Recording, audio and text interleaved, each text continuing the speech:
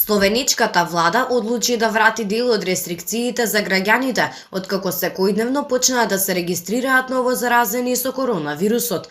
Портпаролот на владата, Јелко Кацин, на редовната пресконференција кажа дека од денес повторно е забрането собирање во групи на повеќе од 50 лица, а целта е да се спречи ширењето на заразата.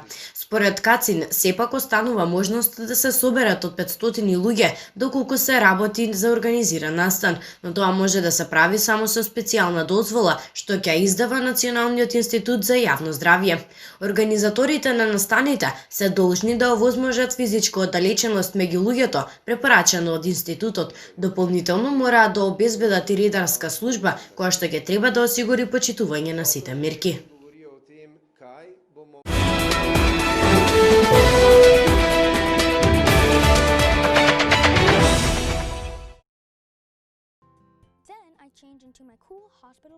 Најмалку 285 деца развиле сериозни инфламаторни проблеми поврзани со новиот коронавирус. Голем број оздравеле, но засега не е познато дали тие ќе имаат долгорочни или пак трајни оштетувања на организмот, пишува во студија објавена во Американскиот медицински журнал. Се наведува дека мултисистемскиот инфламаторен синдром кај децата се смета за невообичаена форма на заболување, а смртните случаи се ретки.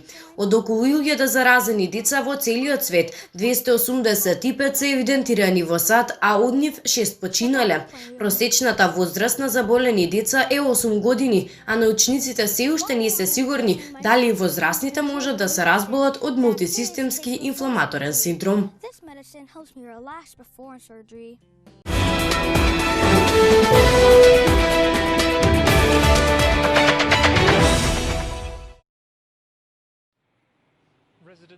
Иранскиот новинар Рухол Азам, кој со својата работа во 2017 година поттикнувал протести во земјата, денеска е осуден на смртна казна, потврди судот. Зам ја уредувал интернет страницата Ahmad News, која што поставувала контроверзни видеа информации за иранските власти.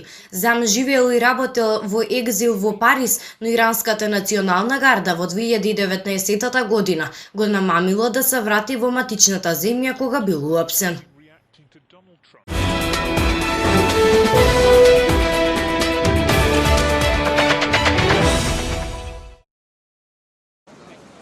Велика Британија е меѓу најтешко погодените земји во групата Г7 според анализа на BBC по првиот бран на пандемијата на коронавирусот. Анализата покажа дека Англија помина најлошо во цела Европа, дури и полошо од Шпанија.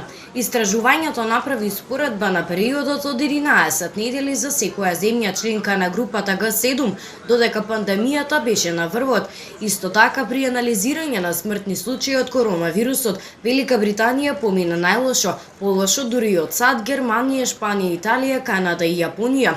Според сите три мерени фактори во земјите од Г7, регистрирани смртни случаи од COVID-19 на 100.000 луѓе, вишок смртни случаи на 100.000 луѓе и вишок смртни случаи во однос на вообичаеното ниво на смртни случаи. Велика Британија беше најтешко погодена од земјите на Г7. Германија, Канада и Јапонија имаа релативно ниска смртност од коронавирусот.